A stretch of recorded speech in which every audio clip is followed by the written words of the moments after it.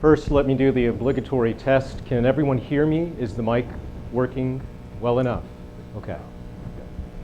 Next, this is a presentation in which I'd like to show you many astrophotographs, and they tend not to look very good with the lights on. Like the real night sky, we need to make it quite dim in here.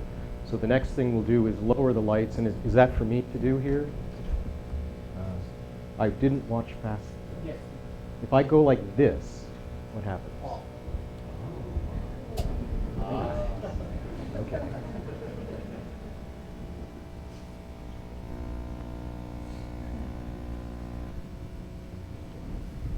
So again, thank you very much for coming to my talk. And as you can see here on the screen, the talk has an interesting title.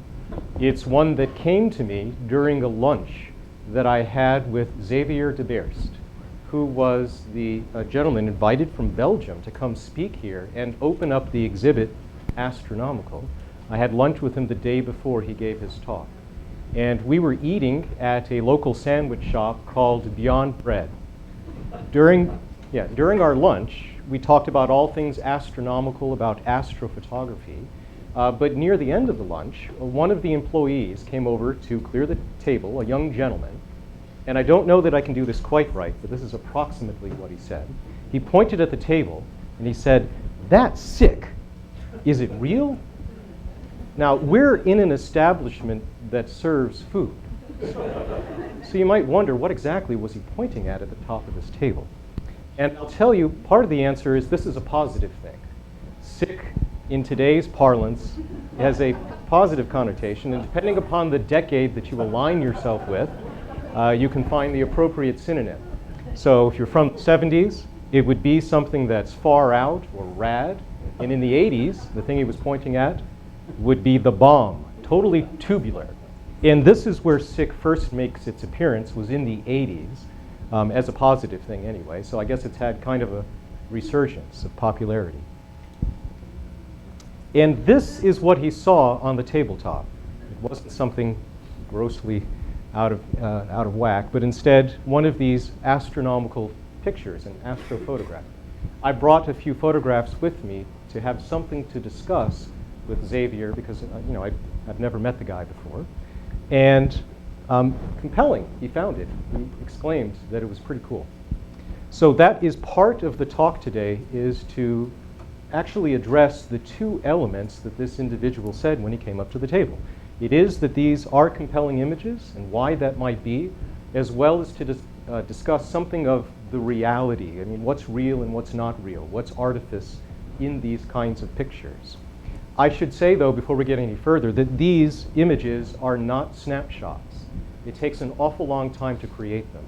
I would have spent between 12, 15 or more hours collecting light at a telescope to be able to gather enough information to produce an image that looks like this, and that's only the acquisition side. Then you need to process the data on a computer using specialized software to eventually render a picture that looks like this.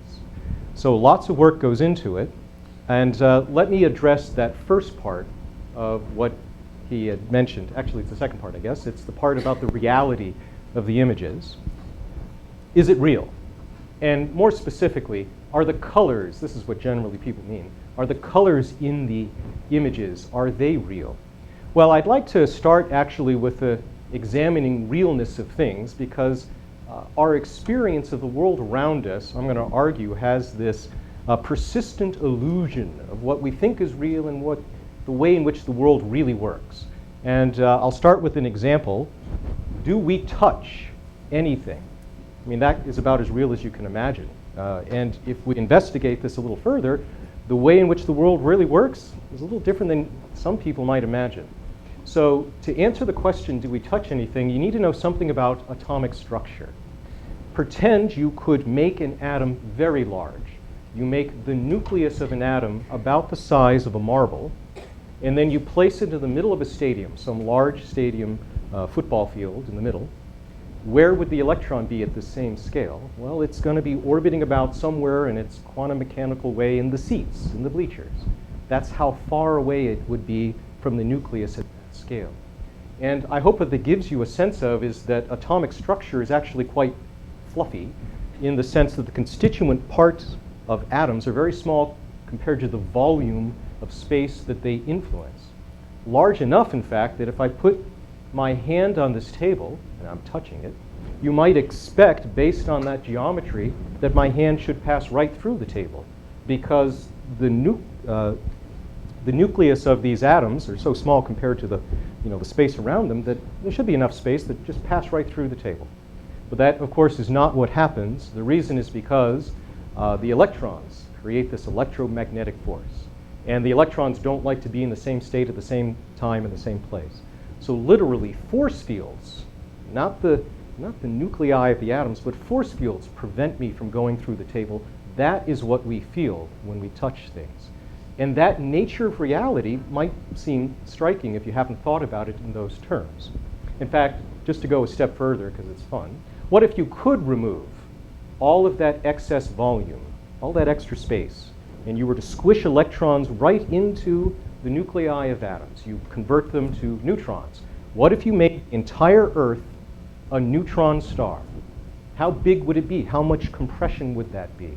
Well, I'll tell you, you could squish the Earth to be something smaller than the size of Arizona. If you put all of these little nuclei side by side, you could squish it to be something smaller than the size of Tucson, smaller than the campus of the University of Arizona. And that little marker up there that marks where we are right now for the building is about right. You could make a sphere maybe 200 or 300 meters across. And the funny thing is about this crazy, bizarre state of matter is it really exists. There are places in the universe that have this kind of state, this being one of them. This is a supernova remnant, a star that catastrophically exploded. But the core of the star still has some mass, remains in the middle, and it is in exactly this state. The little blip right in the middle there is a neutron star. Now, this was a star to begin with, so it's squished down to the size of something that is the size of the Earth, very small. It rotates 1,000 or so times a second.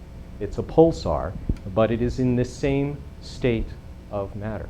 So, when you really think about the way the world really works, it gives you a different perspective on certain things. Now, as far as the astrophotographs are concerned, the question that usually arises is this one. Is this picture enhanced? That's the way in which the question is usually phrased. So this picture I took using a camera that detects the same wavelengths of light that we see with our eyes. It's just as if I used a regular digital camera or your cell phone cameras. It mixes the light in exactly the same way. So in a picture like this, I am not choosing that the gas up there should be pink and this should be blue and the other part be yellow. That isn't my choice. These are the wavelengths of light being emitted by the object as detected by the camera, the chip that I use. Now, if you put your eye up to the telescope, a telescope, and look at this object, you would not see these colors. This object is too faint to allow it. The way that our eyes work is that we have cones on our retinas. Those are the cells that allow us to perceive color in light. But below a certain threshold, we're unable to do so. We just need more light to get them to go.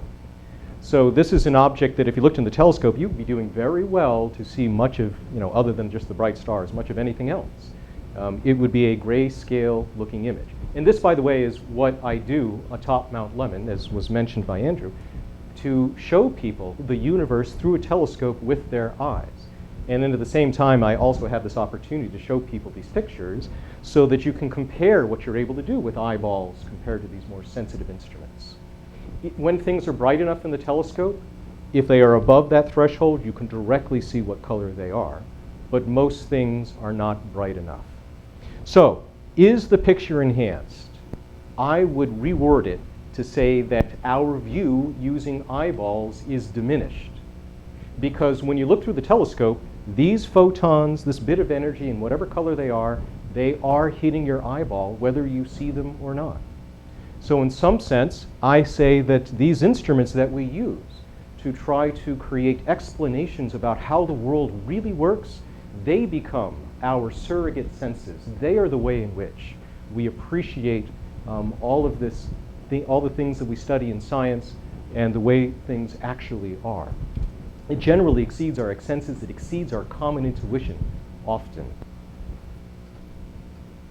The images then have a number of attributes that are various kinds of information. So there's information content encoded within these images, including the field of view, how much of the sky you're taking a picture of. That is not often obvious because there aren't anything else, there aren't people in there to let you know how big or small it might be.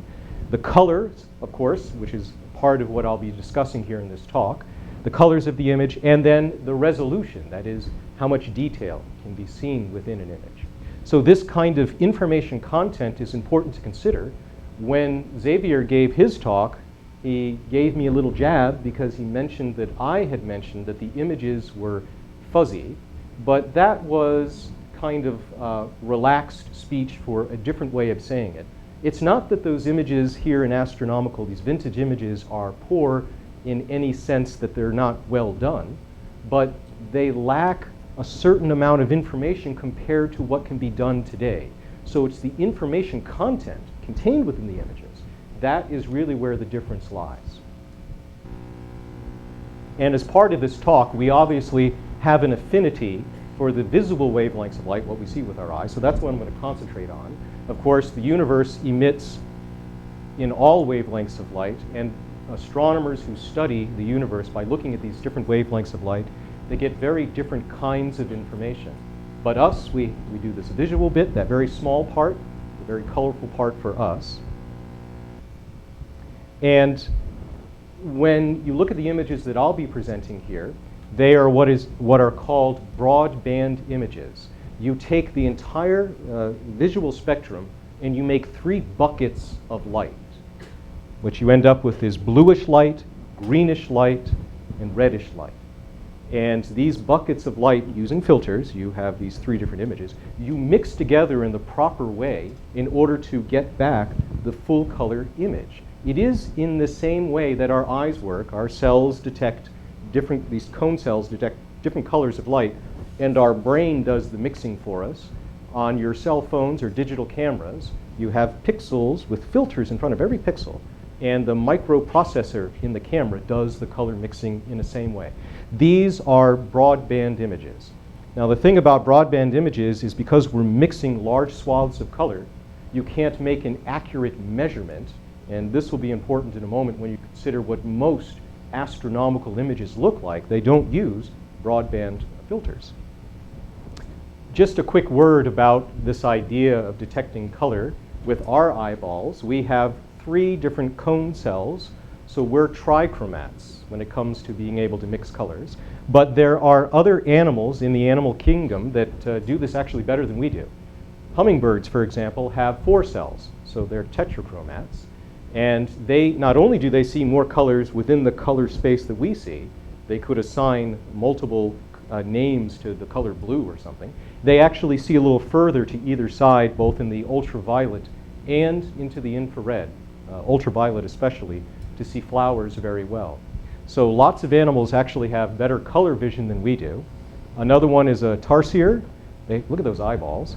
And a chameleon needs to see color well if they're going to try to match their surroundings, I guess. One more thing about our color in humans, the way that our cones work is that genetically, there's a fraction of the population, generally men, about 10%, who don't have all 3 cones. And so they have some level of color blindness. That means that there is going to be a fraction of gentlemen in the room who are going to look at my pictures and not think they're very good, but what can I do? And then at the other end, genetically again, it's possible to have women, a much smaller percentage, but a few women every once in a while end up with 4 cone cells, and they're able to see more colors. I don't know if it works out that they can tell or not, but maybe there's a woman in here who's going to think these pictures look really, really good. I think it's pretty cool to consider these kinds of ideas. He does too. Now, as I mentioned, in the world of research in astronomy, you generally don't look at all the colors of light. Instead, you sample bits of the spectrum. And that allows you to make measurements, quantifiable measurements. of the physics of whatever it is going on out there, of the object that you're observing. In fact, if you wanted to, you could combine these colors and say that they're the true colors and put them together to make a color picture. But because you're not including all the intervening colors, you don't get a full color image. So this is what I would call narrowband imaging. And you can make pictures, and many pictures that are in professional astronomy are of this type. So this is a broadband image, my picture of the Eagle Nebula, a very famous nebula. It's a cluster of stars that is forming many more stars within these clouds of gas and dust. Most prominent are the three pillars that reach out towards the cluster there. And this is actually, I did not know that I was going to be speaking on this day, but today is the anniversary of the Hubble Space Telescope doing its thing many decades ago. And the most iconic picture the Hubble Space Telescope has ever taken is this one. It's of those pillars in the center of the Eagle Nebula. It's called the Pillars of Creation. And that is not a full color image. And it's not even really what I would call a narrowband image. It has one further complexity to it. When the astronomers took the picture, they observed one green bit of the spectrum and two red bits of the spectrum. Now, if you just took that data and you put it together, you get a green-red mess. It does not look pretty. So they reassigned those three into red, green, and blue. That's what you're seeing on the screen. So it's a mapped color, narrowband image is what that is. Now, it has wonderful contrast. The resolution is extraordinary, being a space-based telescope, but it does lack one thing. It does not have that full mixing of color that is analogous to what we do with our eyes. So it is a different way of representing information, and it is a way that's appropriate for making measurements. But our way, that is with the broadband images, is a different way that is more like what we do with eyeballs. So, is it real, the colors? I'm going to say, yeah, they're real. When we look at the colors of these broadband images, we are mixing color in the way that our eyes and brains do, and similar to digital cameras. And one more thing is that since the images are processed using a consistent color assignment, I do the same color mixing every time, regardless of the object, the differences in colors say something about the physics that's unfolding in those objects. So that was the bit about the colors. I just had to say, broadband images are, I'm not choosing the colors that you'll see in these pictures, but there's this other question of what makes the images compelling. And I'm going to generalize the topic to be not just these kind of deep space astrophotographs, but in general, the night sky, stars, because that's what this is based on. Just looking up into the night sky, what makes that in itself compelling? And I should mention that what follows this slide is well outside of my area of expertise. We are here in the Center for Creative Photography. So I figured that it would be best to lean more towards the artistic side than it would be to just have some technical talk about pixels and resolution and stuff. So here's what it looks like when I try to give you my sense of what I think what makes these images compelling. This would be my view of the night sky as I have it in my mind, my archetypal night sky view. It comes from Robert Burnham's Celestial Handbook. This is the picture that I saw growing up. It's a 3-volume set that has lots of technical information about all the pretty things that are in the sky. And he has pictures like this alongside of which you'll find poetry. So it's an interesting book, a mix, and all amateur astronomers probably have a copy or have read it. But this picture is the kind of thing that sticks in my mind from my childhood, and compelling one. So when I say something is compelling or captivating, what I'm really alluding to here is a sense of beauty. And there is a theory of beauty, certainly that philosophers have tried to consider for time immemorial, and many famous philosophers at that, including Pythagoras, Plato, Aristotle, and many more. What you'll find, though, at the end of the day, is that many of these older philosophers end up saying that Beauty is in the eye of the beholder. It is exhaustively cultural. But nowadays, that may not be the complete consensus as far as what we find beautiful, because there are elements of what we find beautiful that are cross-cultural. And these elements include things like symmetry, patterns, contrast, and that's one of the things that I'm going to highlight in this talk, as well as, say, physical prowess in sports. You have things that are well made or something well done. People often find beauty in, but this can be found by many people regardless of what culture you find them in. And the thing that kind of influenced me in terms of coming up with this idea of a compelling night sky was listening to this particular gentleman's talk. His name is Dennis Dutton, and he had a theory of beauty. And it's a really interesting read. I don't know that I align myself entirely with everything he says, but it has some interesting ideas. So I'd like to read what part of what he said.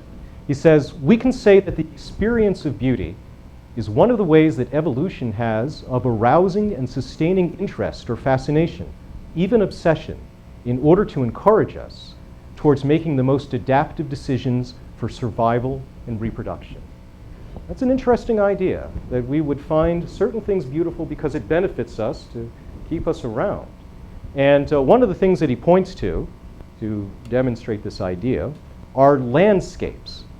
His idea is what I'm going to refer to as ancient echoes.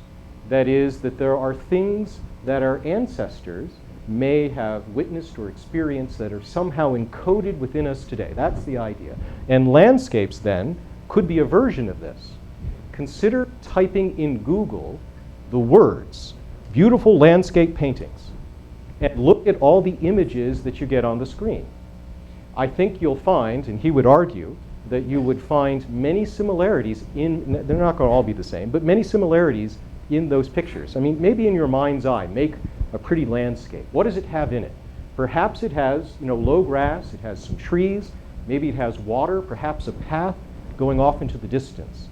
The argument is that this view is the Pleistocene view. It is the view that people, our ancient ancestors, had on the African savanna.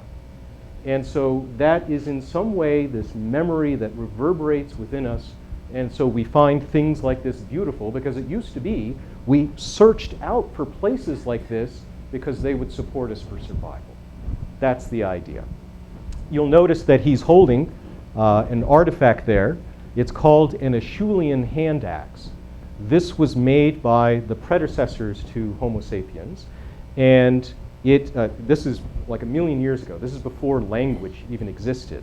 But these hand axes were made, and the number of them that were made is really remarkable because based on the number, you can tell that they were never used. In fact, many of them are pristine. They still have the edges that they had when they were originally made. And that would lead you to believe that this might be the first forms of art. They were made to maybe be a fitness signal. That is, that if you're the person that makes a very nice Acheulean hand axe, what other things could you do very well? That might be a way to attract someone to, get together with you. So his argument then would be, notice that it has a teardrop shape, it's faceted, and that might look not unlike jewelry that is probably in this room today. So he says that beauty, is beauty in the eye of the beholder? No. It's deep within our minds. It's a gift handed down from the intelligent skills and rich emotional lives of our most ancient ancestors.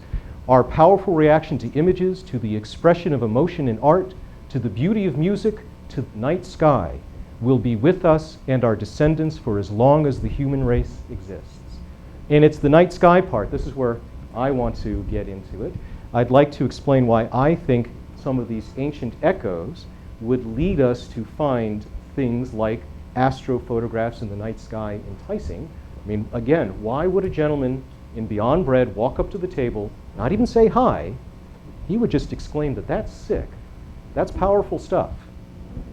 So, did you know that there's actually a word to describe like the night sky. It's Noct Caelidor. Caelum is the Latin for the word sky, and this psychologist came up with the name for the emotional attachment and or adoration of it, which I think is kind of cool. He actually studied students, and what his study, to his mind, revealed is that if you like the night sky, this is the survey of all the students, apparently you're more open to other ideas, and you're less likely to cater towards your own ego. Well, I've got to say that I've got some high levels of Noct Caelidorosity, but I can't claim that I've got the low level of ego, not standing here trying to show you pretty pictures, right? Philosopher George Santayana says that the night sky is intriguing because it is this intricacy, delicately poised between unfathomable complexity and uninteresting simplicity. That's actually not bad. I like that. And even further, so compelling is the view of the night sky that you could make entire stories based on it. Imagine you were a civilization that lived around a sun in a globular cluster like this. This is a picture I took. There are more than 100,000 stars in this cluster. So maybe your world has not a single sun, but maybe 4 or 5 suns. But then let's imagine that within the civilization, every couple of thousand years, most of the suns are below the horizon. The one sun that remains is eclipsed by some moon.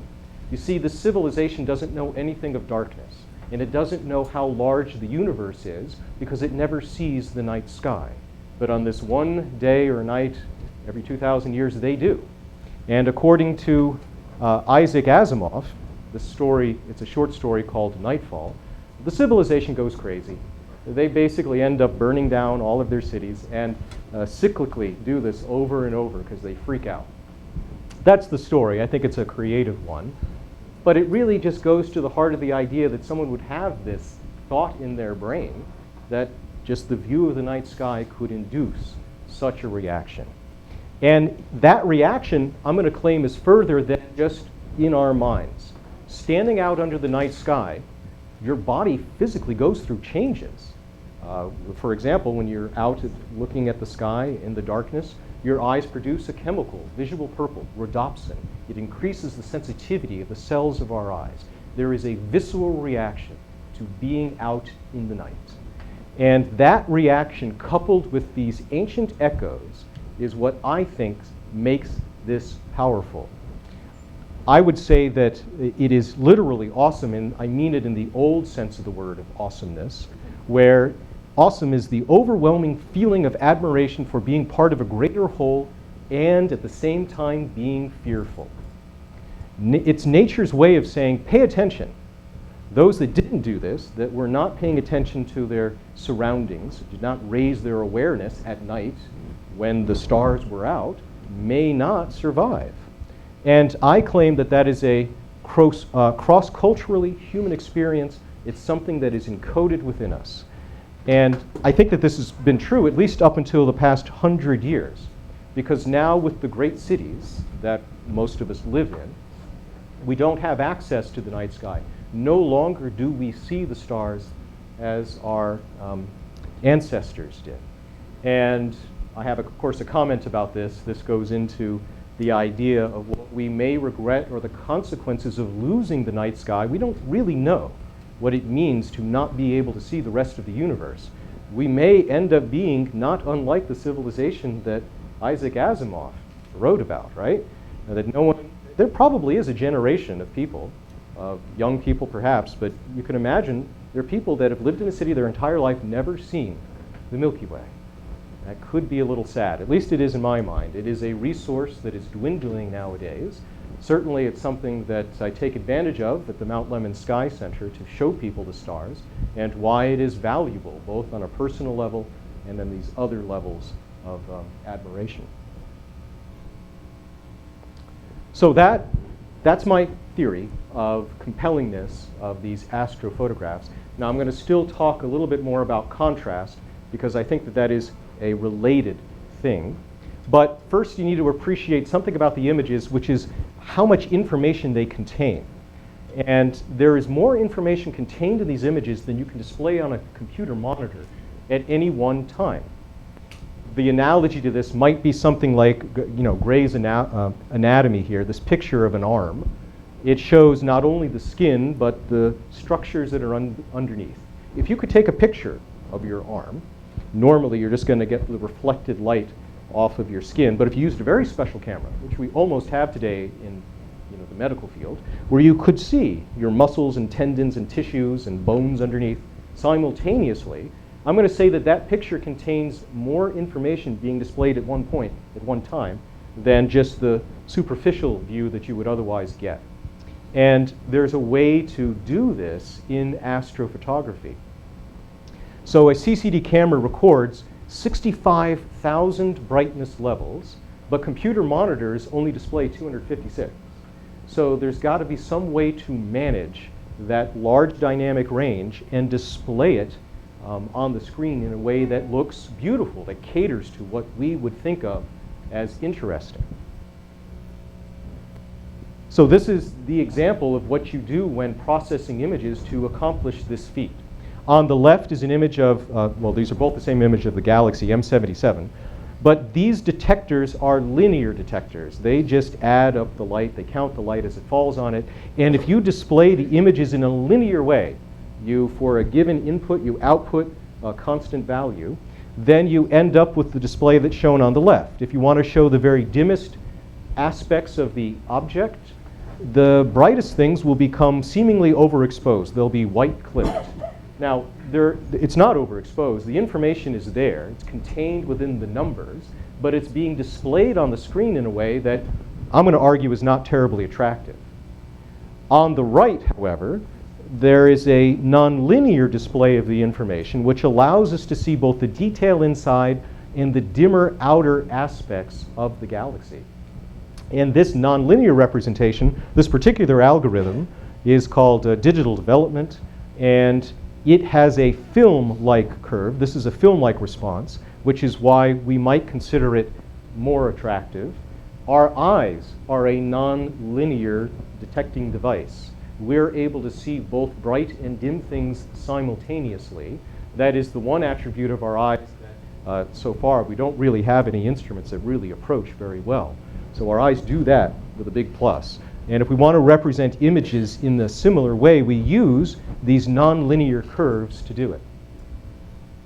This would be the final result of that image. This is exceedingly difficult to do in the sense that you manage these brightness levels and the colors and blend it all together to get a fully colored image from the brightest aspects all the way to the dimmest parts in a single kind of view. That's actually difficult. This may look natural, but I promise you it's not. There is significant processing that goes in based on those decisions that are made, and they are artistic choices, in order to get a result that looks like this. Now, I think an even better example are some of, say, Ansel Adams' works, and being in the place that holds all things Ansel Adams, I figured that this would be a good place to mention a bit about his work. So in my mind, contrast then, there are few things that are more informative or compelling than contrast. The ability to see the predator about to eat you, the signage on the roadway, or the darkening clouds on the horizon may very well be key to your survival. That's the argument of how important this ancient echo of contrast is. And someone that took advantage of this in his work to great extent is Ansel Adams. He did a couple of things that are like astrophotographers do today. One thing that he did is to visualize what he wanted the images to look like. So it didn't so much matter per se, what he initially got on the film. He had in his mind already what he wanted to communicate with the picture. And given the level, the freedom of degree that you have within astronomical data, you have to do that same thing. Sometimes people who come to my workshops to learn how to produce these pretty pictures, they want to know, how do you know what to do next in terms of processing? And the answer is greatly simplified if you already know the direction you want to head and what you want to communicate. And Ansel Adams, what he does within these pictures is he uses something that he calls the zone system, and he adjusts the contrast by dodging and burning and exposing in a particular way to communicate these powerful ancient echoes of contrast. Note that his image here on the left of the Snake River echoes two ancient things powerfully in my mind. Number one, it has this contrast, but it is also a Pleistocene field. It is a Pleistocene view, right? And guess what picture, this is how powerful that image is, went aboard the Voyager spacecraft to represent what a landscape on the Earth looks like. That one. I think, you know, Dennis would be I don't know if Dennis Dutton knew that, but I think that that's pretty cool. So in the realm of astrophotography, here is how the management of contrast comes across with different processing styles. My image is at the top right, and we have two other images by two other very well-known astrophotographers. Vicente Perez and Tony Hallis are the other two. And the big difference you'll notice is that you can see the detail, the dust lanes of these galaxies going all the way to within the nucleus, into the center of these galaxies. In my image, you can do that as well, but maybe not so much. In fact, some of you in the room who really like this ancient echo contrast thing might like these two other images better than mine, and that's okay. This is all style. There's no right or wrong. But I'd like to tell you what my artistic process is. There is a truth about galaxies. One of the truths is that galaxies are brighter in their centers than they are in the outer parts of the galaxy. Now, if you just want to show the detail all the way in, you might do that at the expense of this other element. And what I try to do is reach a balance between showing the detail that goes in, but still keeping the brightness of the galaxy brighter in the middle than it is on the outside. And my style then I call naturalistic. Now, it isn't natural in terms of the processing. If you see what I'm doing on the computer, it's not natural. But I'm trying to make a result which looks like the snapshot, whereas I can tell that these other images don't look like snapshots. And if you were to show me, by the way, astrophotographs by, don't tell me who took the picture, I can probably tell you who did it just based on the styles. Tony Hallis's are easy to tell, for example. Here's another example. My friend Jay Gabaney took a beautiful picture of the Trifid Nebula, and so did I. And you'll notice again, if I zoom into the center, that there is a significant difference in contrast between the two images. That's a choice. There's no right or wrong. Jay may see this video eventually. So this is a stylistic difference. But again, I'm trying to give you a sense of the way in which I think. There's another element that is within an image. If you want to see detail and you want it easy to be seen, you raise the contrast. The element that I was interested in, though, is that there is a certain filtering effect. There's an attenuation of light as light passes through these clouds of dust. And if you raise the contrast, that would be lost to some level. So although I don't have the ultimate contrast, I retain another element of the field, and that's, again, my style. So I hope this gives you a sense of the kind of thinking that might go into someone who's sitting at a computer processing these images. That's where the decisions are made. These are the choices that you make when you communicate and present these kinds of astrophotographs. The final topic that was one of the elements of this talk was to indicate maybe some of the influences, the way in which astrophotography has influenced mainstream photography. And the first element that I have up there is high dynamic range photography. That's the HDR photography. This means you can expose a particular scene and not only see dim things, but see the bright things and blend them together, these multiple exposures, to make a properly, or at least it looks like a properly exposed scene. High dynamic range photography, though, began long ago, and I think the most exciting point that it reached its culmination, at least in the beginning, was with photography of nuclear explosions. That's tough to do, so Charles Wyckoff made a special film to allow him to do it.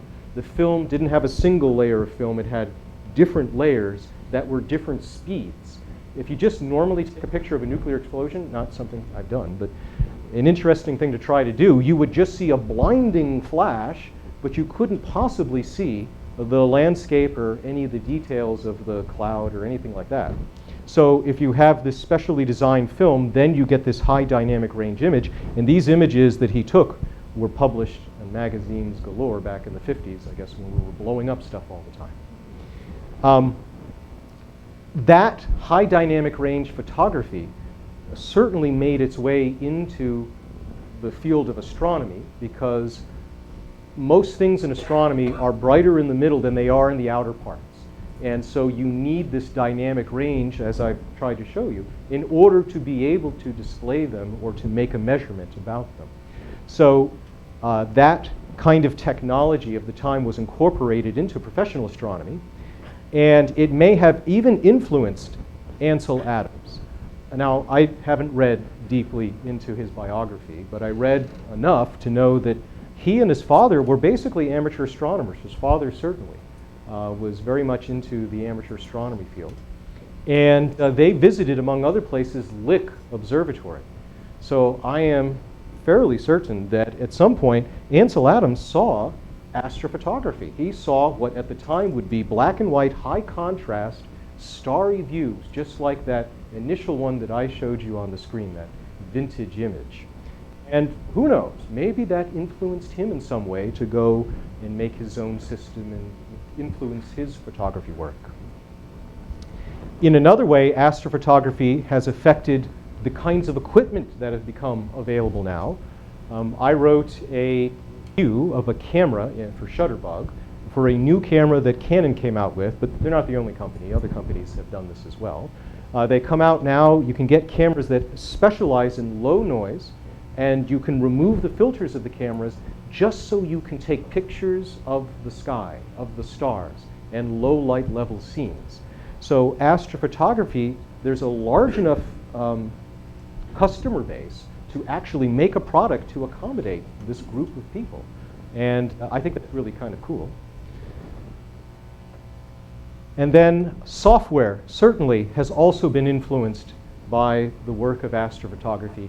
I think a really interesting example is the Hubble Space Telescope. When it first went up, the pictures didn't look so good. They were not good because of an optical error in the mirror. So the images looked like the top image, but I'll tell you the real insult.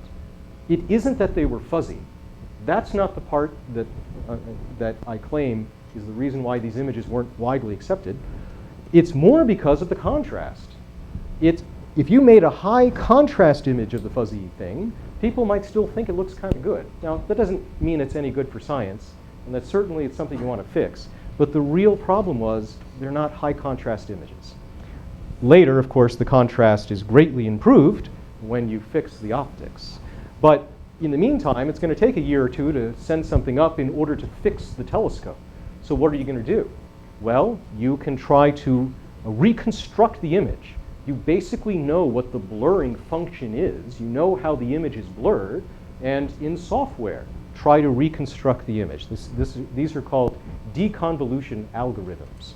Many of these algorithms were written by the military, some of which by the Air Force, because they're taking pictures of things on the ground and they want to make the images more clear. But then these algorithms were taken by astronomers and improved greatly in order to try to make sharper these images that were coming from Hubble. And now those algorithms have worked their way through the amateur community and even somewhat into the mainstream of photography. So to give you a sense of what it looks like when I use one of these deconvolution algorithms, this is an image that I'm working on right now. It's a fairly famous galaxy called NGC 2903. I haven't finished it yet. This is actually as far as I've gotten. But I did do one of the steps, which is that sharpening. Now on this projector, it's not going to be great. And this is a very subtle effect. But look closely. I'll flip back and forth between. This is the original data zoomed in 200%, which I would never show it, right? But here is after you do the sharpening, before and after. Now you want to do it in a way that is very light, because it introduces all kinds of artifacts. But if done properly, you can make an image which is already pretty good into something that is a little bit better. So this is, the blurring function in this case is due to the Earth's atmosphere, and you're trying to compensate a little bit more for it. One more area that I actually claim some part of that I really like is within Photoshop, there's a particular function. It's an erosion filter. And amateur astronomers, astrophotographers use this to have a very particular effect whenever you take a picture of a nebula. A nebula like this is a field that has not only the clouds of gas and dust, but also many stars. And the stars can be somewhat distracting. It's a form of optical confusion. If there was some way by processing to gently de-emphasize the stars, then the nebula will look that much more appealing.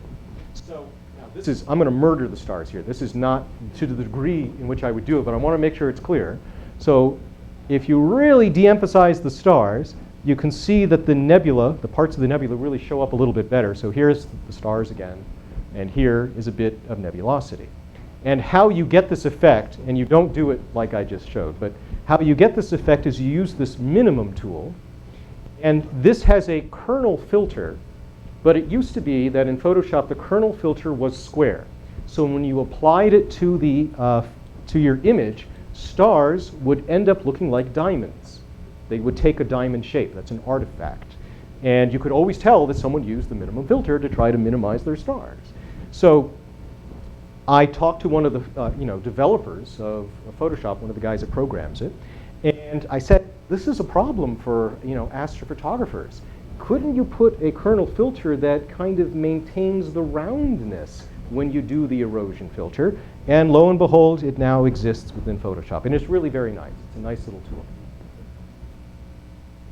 So to wrap things up, I hope that you can appreciate some of the style that I do and some of the reasons that you would want to do particular things, because they may cater towards very old, ancient echoes that reverberate within us in terms of the art of astrophotography. An image like this, I think, has some of those characteristics. This is an image of a nebula. One of the reasons that I find it compelling is that you can look in a book, you can look in a magazine, you can look on the internet, you can look anywhere you like. I don't think you're going to find another nice high-resolution color picture of this nebula. It's not that it's unknown, it's just that not everything has a full-color image of at this kind of resolution. And that's one of the nice things that we can do with the Sky Center.